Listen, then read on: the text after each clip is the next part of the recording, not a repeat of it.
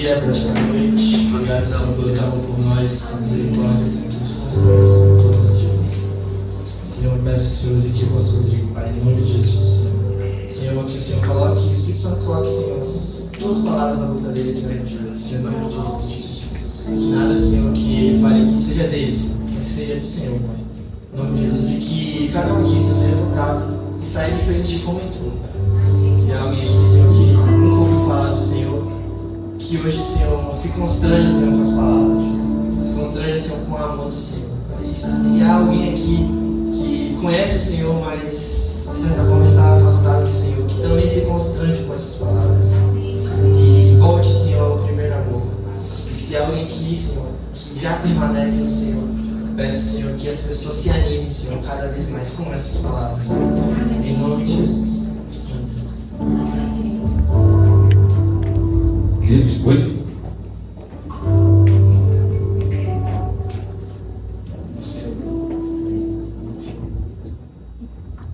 Tá bom, né? Eu tenho Cavalcante, também tem curso de vocês.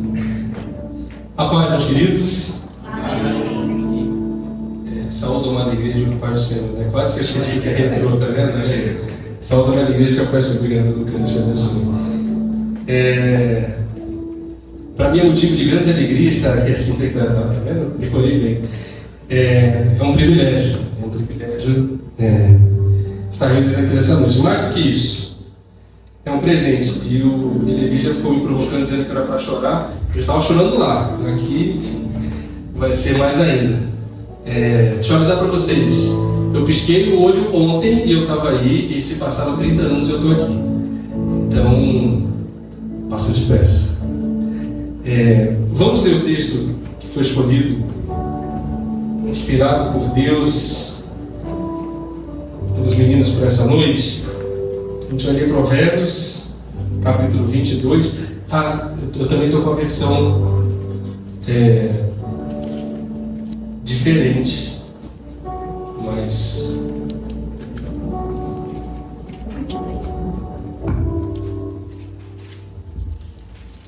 Provérbios 22, 28. Eu vou ler a minha versão e depois a gente coloca outras versões ali, e pode ser a ARC, por exemplo. Minha versão diz o seguinte: não mude de lugar os antigos marcadores de divisa estabelecidos pelas gerações anteriores. Vamos orar? Senhor, eu quero agradecer a Ti pelo privilégio, pelo presente que o Senhor me deu nesta noite de estar neste lugar onde o povo se reúne em Teu nome, onde busca a Tua face, onde quer ouvir a Tua voz e tem o coração derramado, Senhor, na Tua presença. Pai, fala comigo, fala com os nossos irmãos aqui, com cada um desses adolescentes e jovens, com tanto caminho pela frente, tantas escolhas a fazer, mas eu tenho certeza que o Teu Espírito Santo vai tomá-los pelas mãos e vai guiá-los no caminho que o Senhor tem para trilhar para cada um deles. Em nome de Jesus, amém. Vocês podem sentar, vou ficar de pé, não.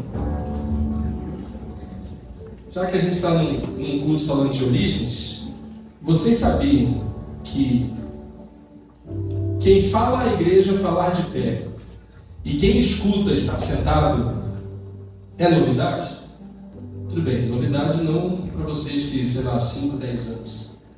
Mas há mais de 5 séculos, eu diria, e estamos falando da Idade Média, as catedrais eram feitas e não se tinham bancos. Tinha uma cadeira na igreja. E quem sentava era o pastor. E aí era chamado de cátedra. Os professores também faziam assim. Então, na escola a gente tem cátedras, né? A cadeira de física, a cadeira de matemática e tal. Por que você diz isso? Porque o professor se sentava numa cadeira, enquanto seus alunos ou estavam de pé ou sentavam no chão. Hoje mudou, né? Hoje sou eu que fico de pé, enfim, vocês estão sentados. A gente podia fazer os antigos, né? Tirar as cadeiras. Falar sobre o que Deus fez, faz e fará é sempre um privilégio. O texto é provocativo. Ele fala que a gente não deve mudar os marcos divisores de divisa, as marcações, as estacas colocadas pelos antigos, pelas gerações anteriores. E antes da gente mergulhar exatamente em que tipo de marcações, que tipo de coisas são estabelecidas pelos anteriores que a gente não deve mexer, porque deixa eu dizer para vocês, tem coisas que os antigos estabeleceram e que a gente deve mexer. Mas como saber o que a gente deve mexer e o que a gente não deve mexer? Quando eu tinha... Bom, meus pais são assembleanos também. Aleluia, por isso. Meus avós também eram assembleanos, né? Glória a Deus. Meu pai, por exemplo, né? O Lucas comentou aqui de Daniel Berg e Gunavini. Meu pai conheceu o Daniel Berg em Santos ainda, né? E este irmão aqui, que parece o pai Abraão, que está na nossa frente, o Adriano, que também é pastor lá na nossa igreja, os avós dele congregaram com os meus avós. E nós viemos nos encontrar aqui em Brasília algumas décadas depois. O reino de Deus é assim. Foi o Levi que trouxe isso, né? O relacionamento com Deus é geracional. E como isso tocou meu coração, né, Levi? Porque é de fato geracional quando a gente fala de o Deus de Abraão, o Deus de Isaac e o Deus de Jacó. Mas sabe qual é o maior desejo dele hoje? Ser chamado Deus, o teu Deus. O Deus que pode ser chamado pelo teu nome. O Deus do Rodrigo, o Deus da Levi, o Deus da Keline. E você pode colocar o seu nome, o Deus do Lucas. E como é que a gente experimenta isso? Desde muito novo, Deus tinha colocado no meu coração, Deus usou uma irmã num acampamento de carnaval. Eu tinha 8 anos de idade. Era menor que você, Estevão. Cadê o Estevão? Bênção, Deus te abençoe. Você sabe que Deus tem promessa na sua vida, né? Então, receba. E aí eu tinha 8 anos de idade, estava num acampamento. E uma irmã sentou do meu lado. E ela senta do meu lado. E no acampamento tem várias tarefas, né? Gincanas e tal. E eu fazia parte de um grupo. E ela perguntou assim: você decorou o versículo do dia? Eu falei: rodei. Falei: não. Falei: tem tempo ainda, aproveita e tal, né? Vai ser no final da palestra que a gente estava tendo que tinha. E começou a perguntar: quem é seu pai, quem é sua mãe, não sei e tal. Eu fui falando, estava ali. De repente tem um período de louvor e o pastor falou assim: agora nós vamos ouvir a preletora da nossa manhã, a irmã fulano de tal, sei lá que é o nome dela. A mulher que estava do meu lado levanta. Eu falei: meu Deus do céu, agora eu estou enrolado, né? Aí ela vai lá para frente e tal, faz a palestra dela, uma bênção, e ela diz no final: olha, ei você, conta para mim e fala o seguinte: quando eu entrei aqui, Deus me mandou falar com você e disse que você seria um pastor. Pois então você se prepara. Tinha só 8 anos de idade.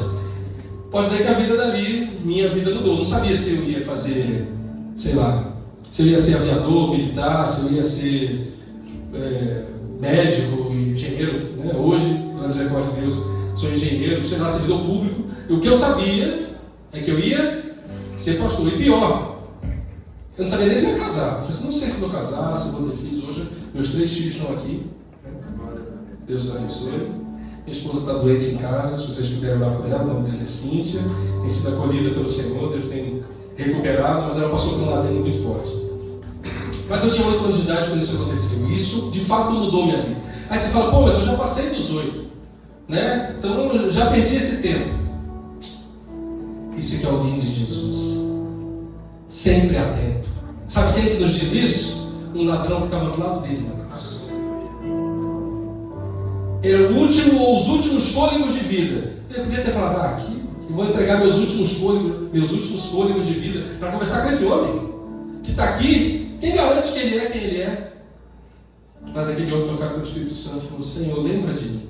Ele não fez uma oração: eu me arrependo dos meus pecados, eu preciso de... Não, ele só disse assim: lembra de mim, Senhor. E o Senhor disse o que para ele? Hoje mesmo você vai estar.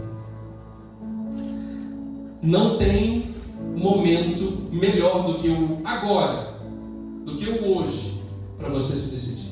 Para você dizer: Senhor, não quero que te conheçam apenas como Deus de Abraão, de Isaac e de Jacó. Eu quero que o Senhor seja o meu Deus. Fiz essa decisão muito novo ainda, aos 8 anos, E no dia seguinte eu já achava que eu era pastor, porque a irmã tinha falado que eu ia ser pastor. Então eu falei, pronto, agora eu sou pastor, vou preparar minha vida para isso. Uma criança de 8 anos. E eu volto para a igreja, eu não tinha nem sido batizado nas águas ainda. E eu criei um problema na igreja. Eu falei assim, eu preciso ser batizado nas águas. Não, mas você é muito novo. Mas eu vou ser pastor. E o meu pastor foi muito amoroso. E naquele ano me batizou. E, enfim, e eu falei assim, senhor, preciso me preparar. Então o que eu quero fazer? Preciso ler a Bíblia, né? Preciso estudar. E via. E em casa, eu falei que meus pais são da Assembleia, meus avós já enfim, pastoreavam a igreja, e minha mãe foi a única que não casou com um pastor. Então eu tinha aquela coisa, eu falei, poxa, eu sou o único dos primos, que todos os primos têm um pai pastor, eu sou o único que não tenho um pai pastor ainda, né? Depois meu pai foi também ao ministério, mas aquilo mexia. Eu falei assim, não, senhor, eu preciso me preparar. E aí veio o colégio militar. Não sei quantos de vocês passaram pelo concurso de admissão. Eu sei que o Joshua passou. Joshua também, pra você ter ideia, não sei quantos de vocês conhecem o Joshua está no terceirão lá no colégio, né? Junto com o Samuel. E o pai dele, que também se chama Rodrigo, e que também é pastor hoje em dia, foi meu colega de NAI. Eu tinha até convidado ele para estar aqui hoje à noite. Um dia, quem sabe, fica a dica para vocês, viu? Uma bênção também, pastor Rodrigo, Bruno. Viu, Lucas? Fica a dica.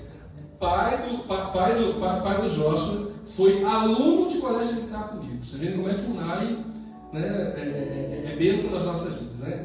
Colega nosso. E aí, passado esse processo difícil, o processo de admissão, chego no colégio militar e é a primeira vez que eu me preparo com um clubinho. Falei, opa, clubinho, que maravilha! Né? Vou poder servir ao Senhor também durante a semana. A igreja não vai ser só uma coisa de domingo. Vou ter colegas aqui. E aí o que aconteceu? Aconteceu que eu queria ir para clubinho, coisa nenhuma. No colégio militar tinha um monte de coisa para fazer no do recreio.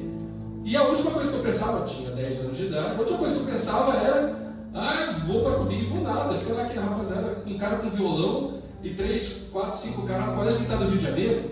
Não sei se alguém aqui foi do CBRJ ou é do CBRJ, mas o colégio militar do Rio de Janeiro, ele era uma fazenda, então é enorme, fica no centro da cidade hoje, mas ele, enfim, tem um monte de lugar.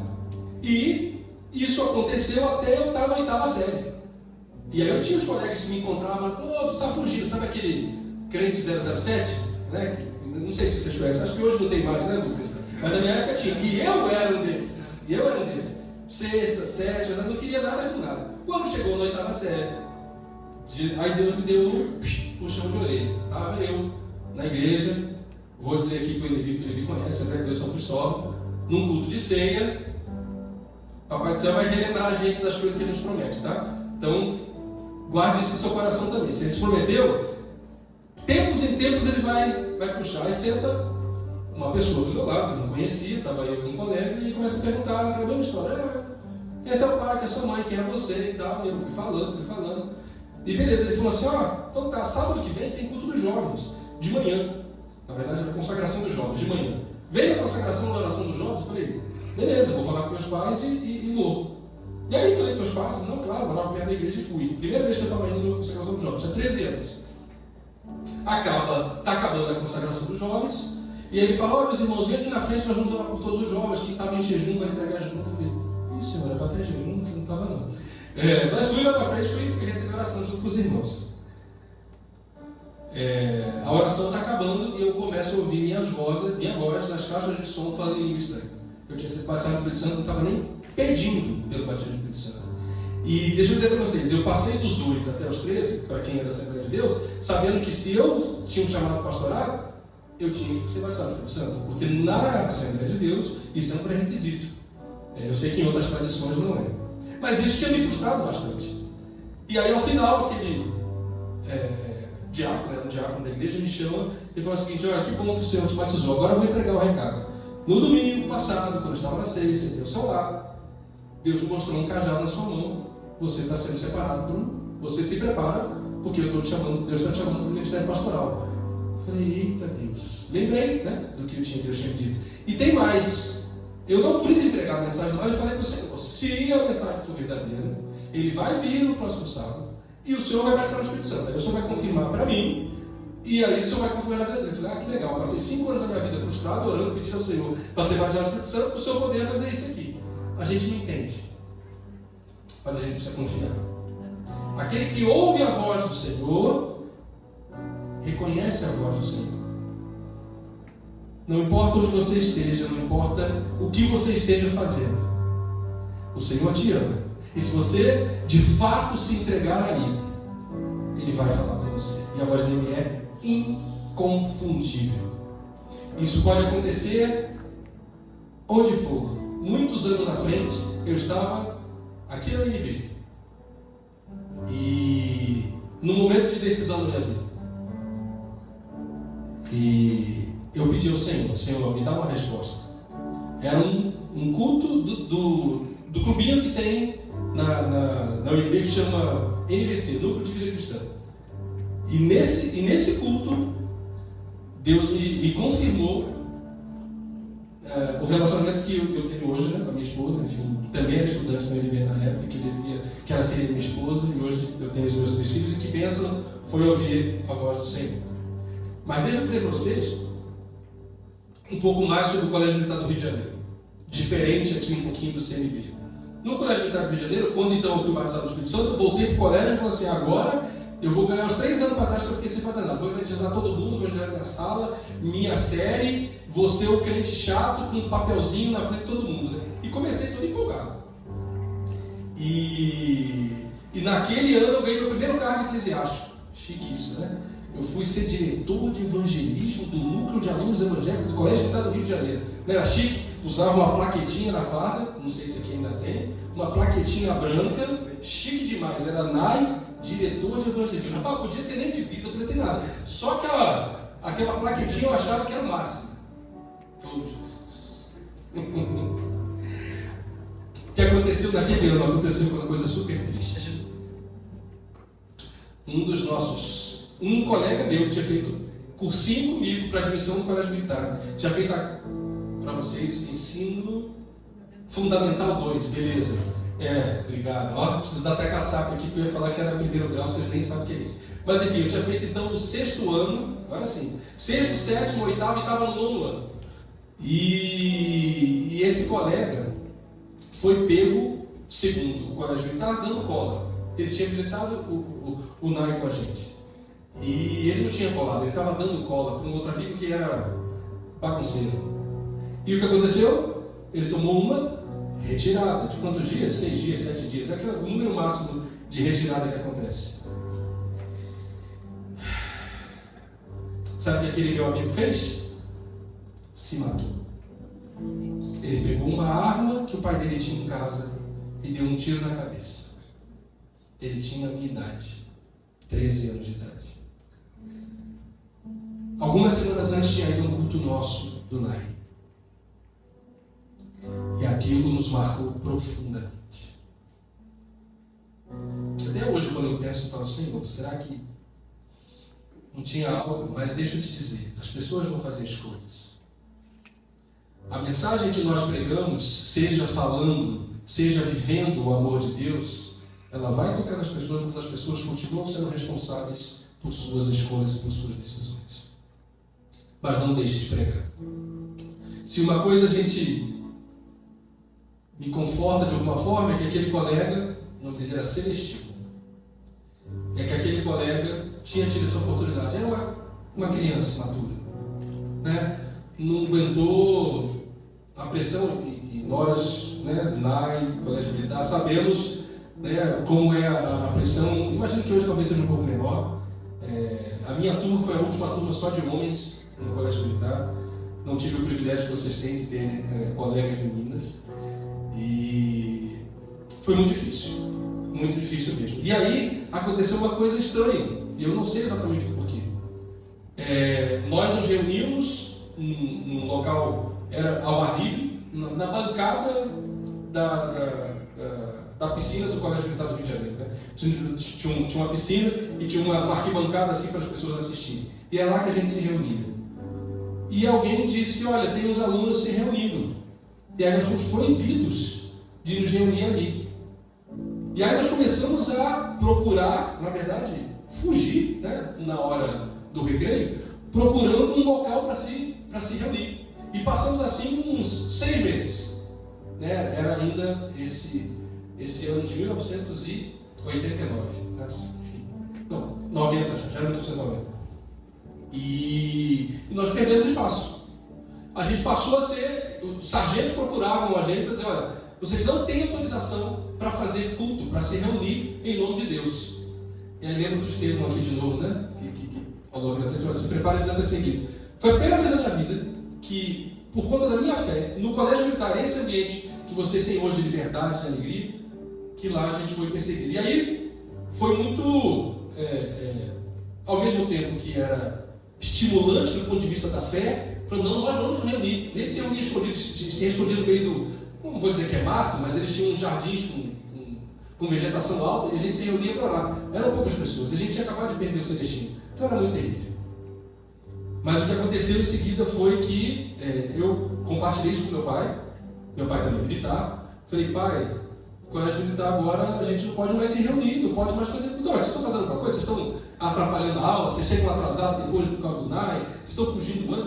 Não, pai, a gente não faz nada. Eu sei que às vezes a gente chega atrasado porque o NAI é gostoso no filme, mas não era o caso. Né? E aí o que aconteceu? Meu pai conheceu um capelão do exército que tinha acabado de chegar ao Rio de Janeiro. O nome dele é Wagner Tadeu dos Santos Gabi.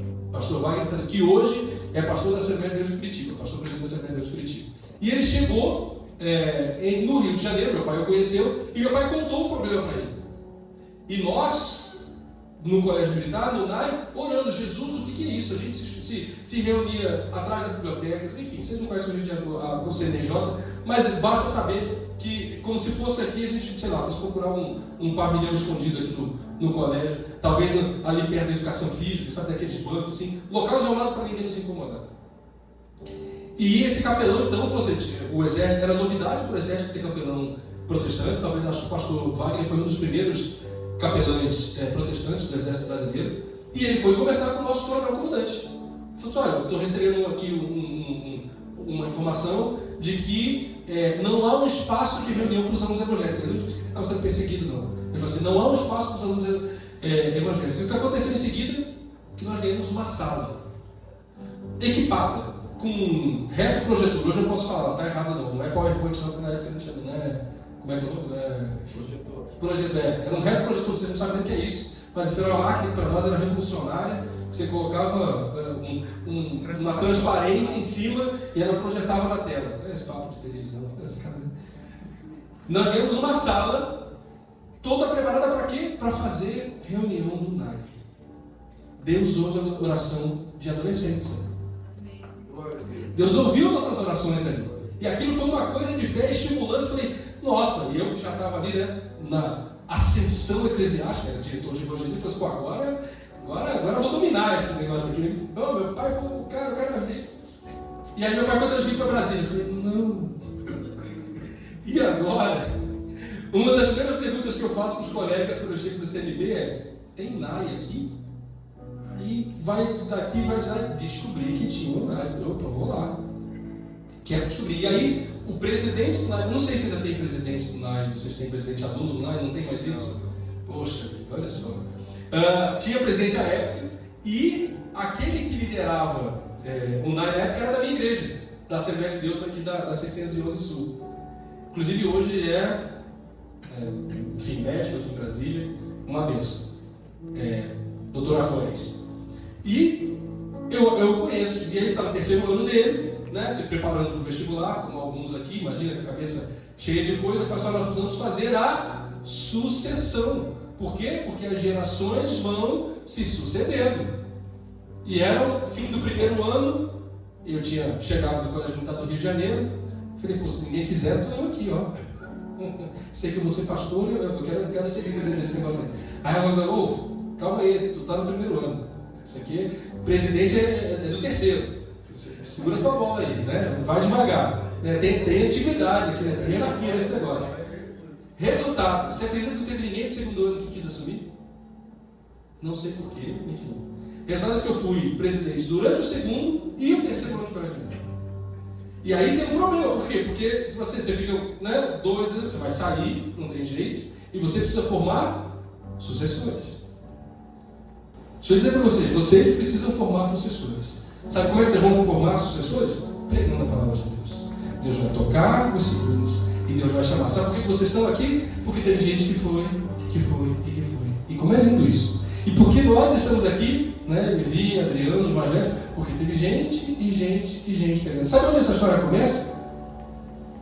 Começa com Jesus se despedindo dos seus discípulos depois de ter ressuscitado. Ele olha para eles e fala assim: olha, eu vou, mas não vou deixar vocês sozinhos. E vocês têm que fazer discípulos. Vocês vão ser perseguidos? Vão ser perseguidos. Vocês vão ser perseguidos sim, mas eu vou estar com vocês. E vem para Brasília. E quando a gente participa aqui, a gente pede então, na formatura geral, tem formatura geral toda sexta-feira? Sim. Muito bem. A gente pedia um espaço na formatura geral. Olha que petulância.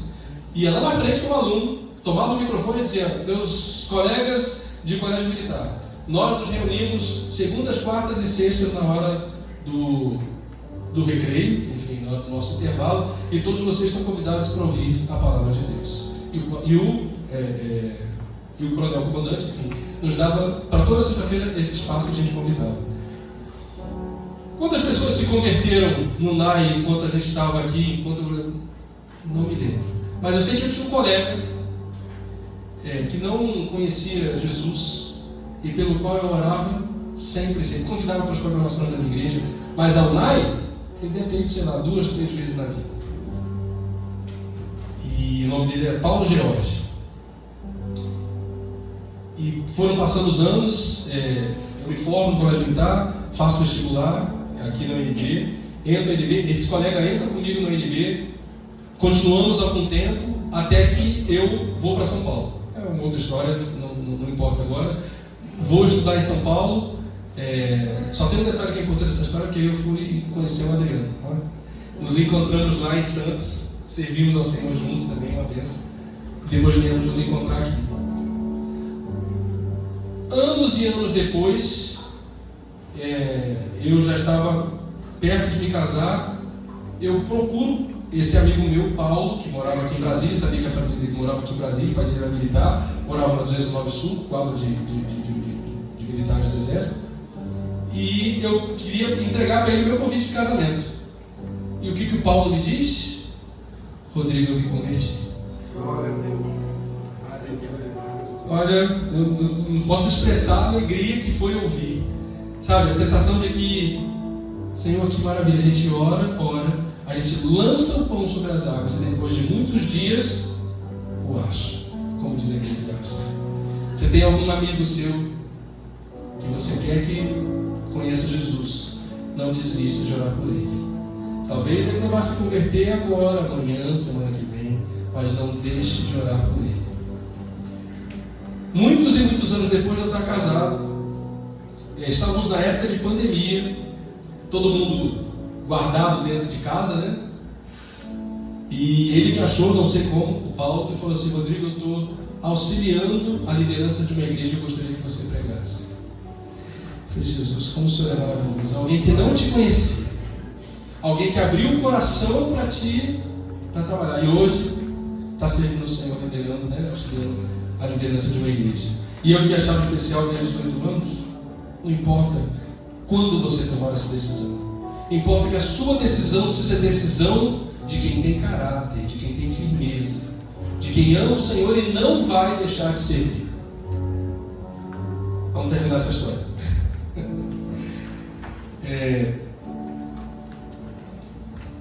O texto fala: não mude de lugar os antigos marcadores de divisa estabelecidos pelas gerações anteriores. O primeiro recado do texto é: não mude de lugar, não retire de lugar. Sabe o que o Papai do Céu coloca no meu coração para você substituir aqui? Assim, em vez de você mexer, retirar do lugar, né? O texto diz: não retires, renove os marcos antigos. Conheça os marcos que os seus pais, que as gerações anteriores colocaram, porque eles são segurança para nós. Eles nos põem limites claros para as nossas vidas. Visite e renove os marcos antigos. Restaure aqueles que foram caídos eventualmente. Mas não seja aquele que mude. O texto de Provérbios capítulo 22 e 28, ele está sendo falado e pregado num contexto de vizinhos. Ele está dizendo o seguinte: olha, não é porque o dono do terreno do lado morreu que você vai lá e vai arrancar estaca e vai crescer 50 metros, 100 metros, né? Imagina como era isso aqui, estamos falando de talvez 2.500 anos atrás, né? Era um processo completamente tribal. E aí o recado é: não mexa, não se aproveite de que ninguém está vendo, porque é Deus que está tomando conta. E eu falo assim: Senhor, o que isso significa para nós hoje? Significa que há coisas dentro do nosso espaço que a gente vai mudar. A gente vai tirar a cadeira de quem pregava e vai botar para quem está ouvindo. E vai botar quem está falando de pé. Isso não é remover o marco antigo.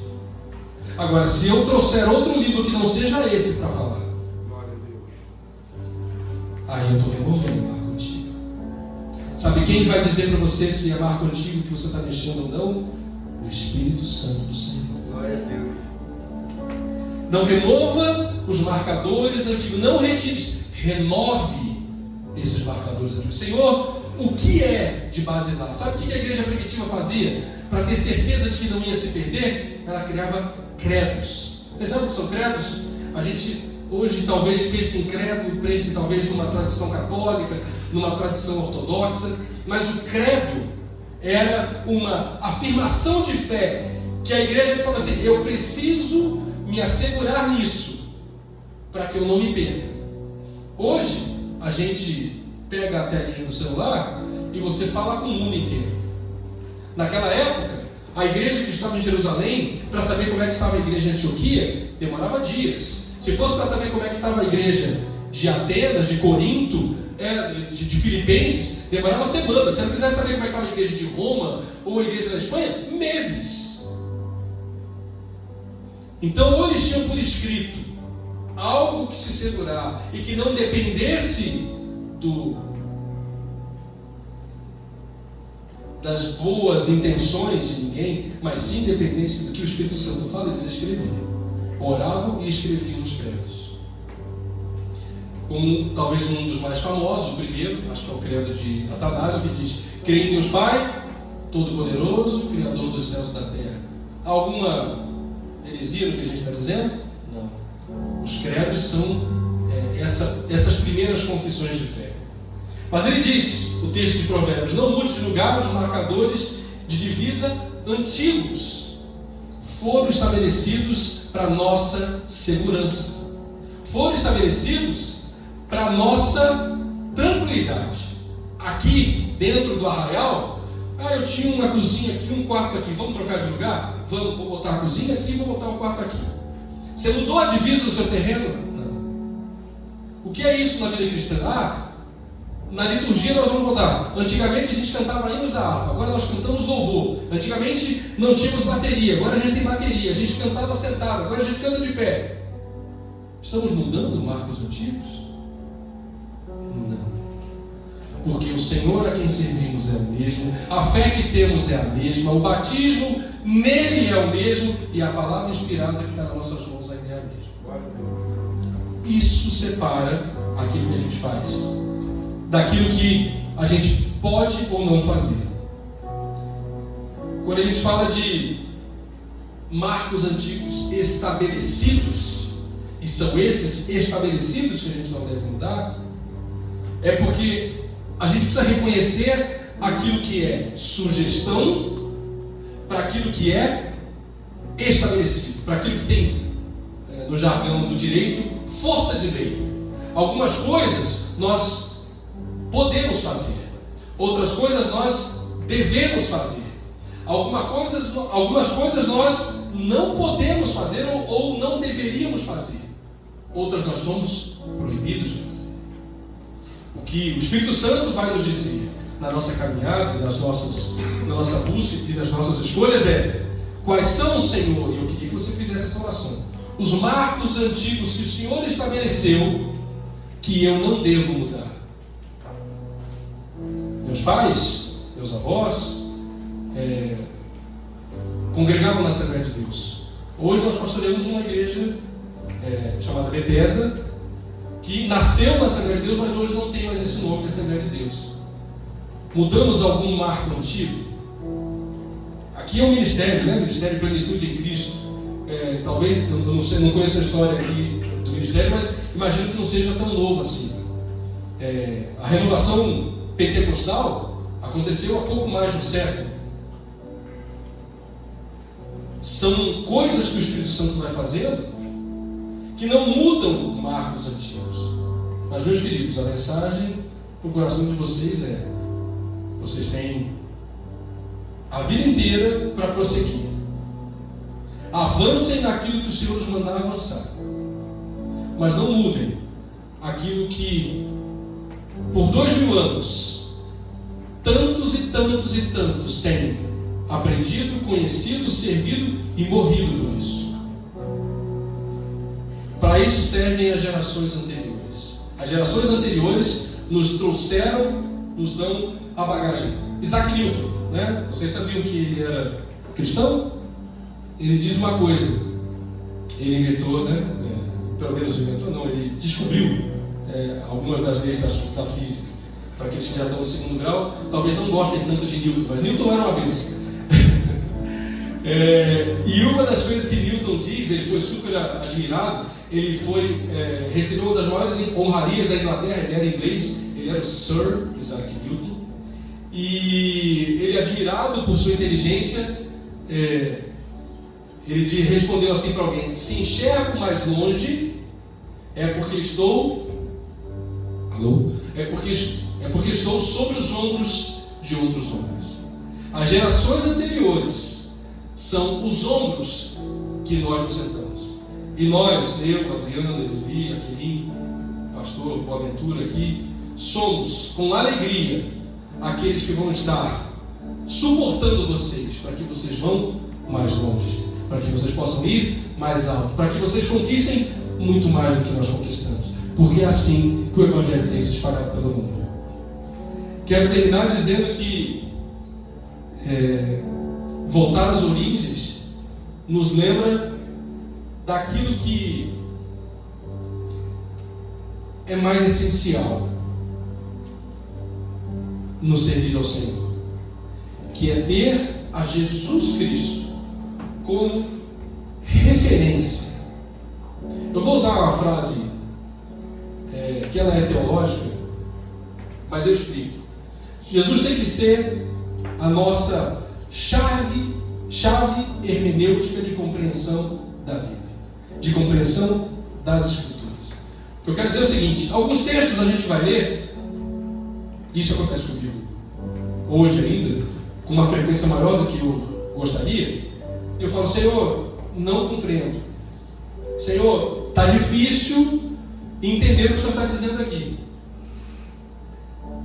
E o Senhor, amorosamente, muitas vezes me diz: bem, você não entendeu, mas você não compreendeu, mas você sabe o que você tem que fazer com esse texto? Ou seja, você sabe a obediência que você deve me seguir, sabe o que você precisa fazer? Eu sei. Então faz, mesmo que você não tenha entendido, porque é melhor obedecer do que qualquer outra escolha. E essas pessoas que andaram com Jesus foram tão tocadas, foram tão impactadas, foram tão inspiradas, que eles têm a sua vida por pouco preciosa em comparação a Jesus, em comparação a servir a Jesus. Jesus entrega a sua vida, é martirizado, e em seguida, logo após sua morte, nós temos a morte de... Quem foi o primeiro mártir contado no livro de Atos?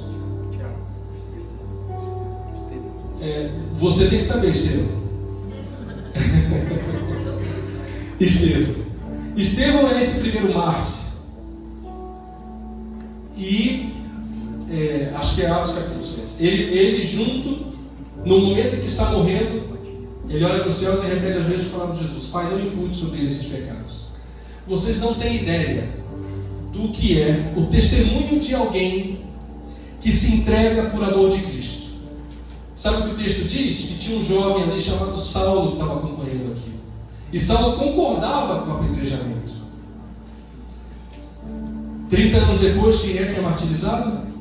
O próprio Paulo. Mas a história não para por aí. Paulo, quando se converte, ele é da cidade de Tarso, ele é buscado em Tarso por um dos líderes da igreja, chamado Barnabé, e Barnabé leva ele para Antioquia. Vocês sabem, Antioquia fica na costa do Mediterrâneo, próxima à região hoje da Síria e do Líbano. E lá em Antioquia, que é a primeira igreja fora da Judéia, né, que se tem notícia, a Bíblia diz que é onde os discípulos foram chamados pela primeira vez por cristãos. E lá em Antioquia, o Espírito Santo dirige a igreja e fala, se não me engano, em Atos 13, separai para mim Paulo e Barnabé para a obra que os tenho chamado.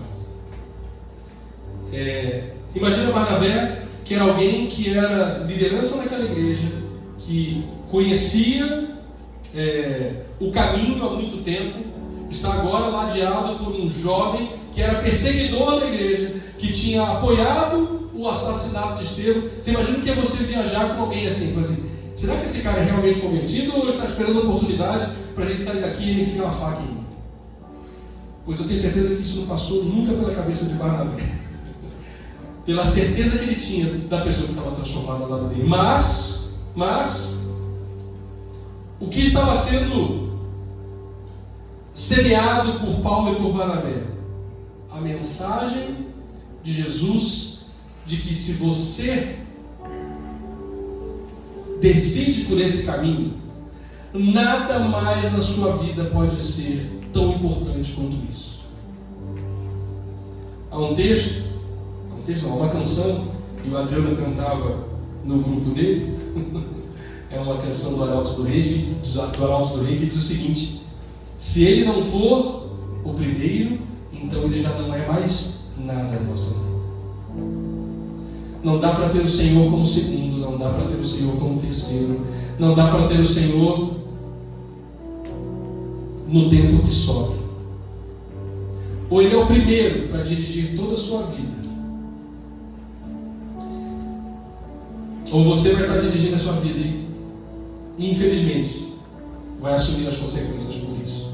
Mas que privilégio e que privilégio vocês têm de, nessa idade, poder dizer ao Senhor: vem dirigir minha vida, vem guiar as minhas escolhas. Deixa eu te falar: profissão, casamento, o que você vai estudar, entrega tudo ao Senhor.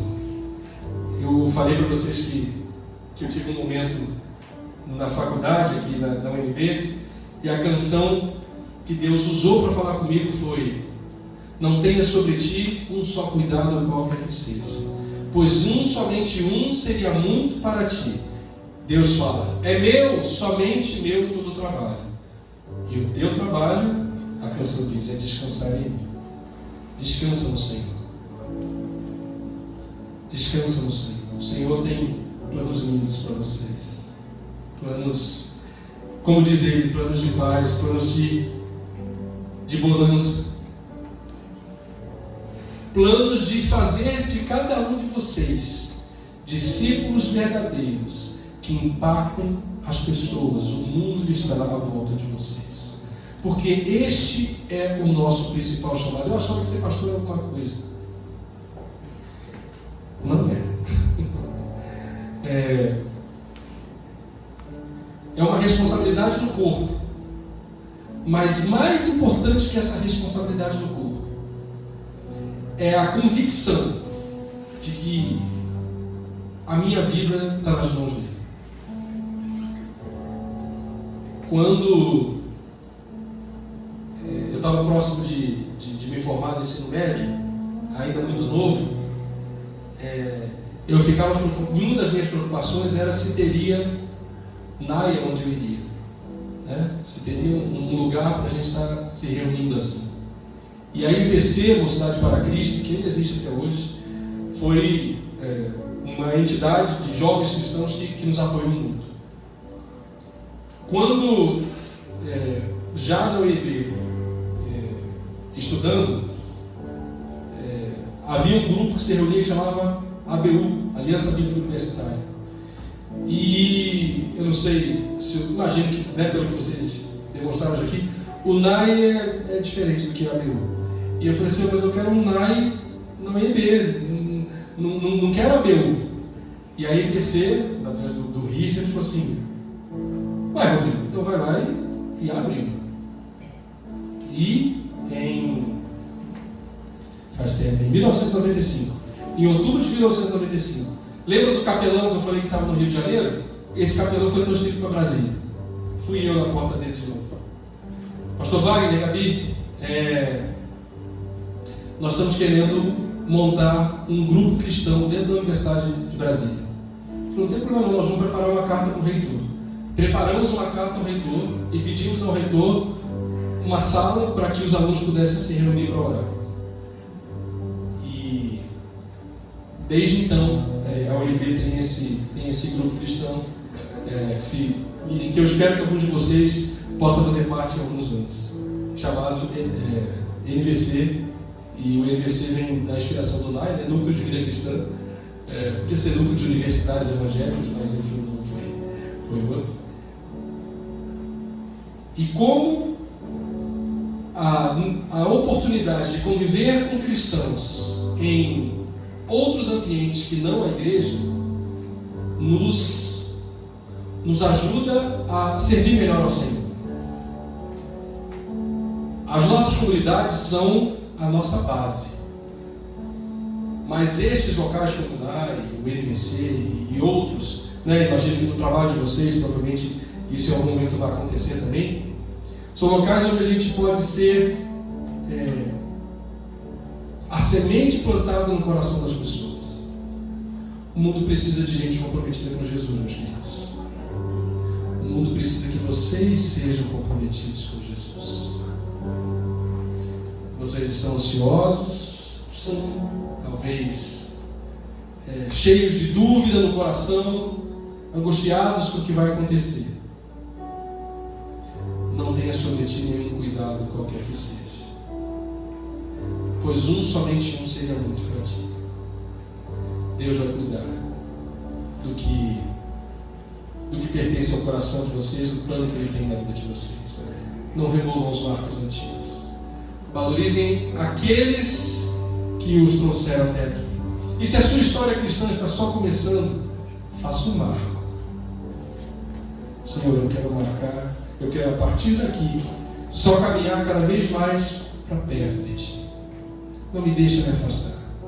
Não retires de mim, como disse Davi, a alegria da Tua salvação. Mas que eu possa, onde quer que eu esteja, levar a Tua palavra, levar a Tua presença, levar a Tua graça. Deus os abençoe, que privilégio foi compartilhar com vocês, que alegria.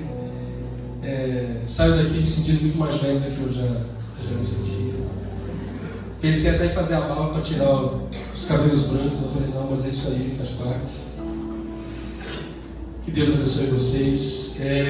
Lucas, eu quero me convidar um dia para ir lá, tá? Eu quero ir lá, mas não preciso, eu só quero ir, não quero participar, quero congregar com vocês lá, vai ser uma alegria.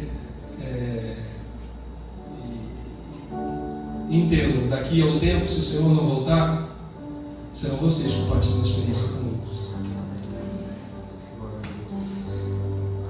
Não larguem as mãos do Mestre. Não larguem as mãos do Mestre. Não importa o que aconteça. Podia dizer para vocês tantas outras coisas que poderiam ter me afastado. Mas o Senhor, pela graça dele, me segurou. Jovem, adolescente, entrega o teu caminho ao Senhor. Confia nele. e o resto Ele fará. Deus abençoe em nome de Jesus.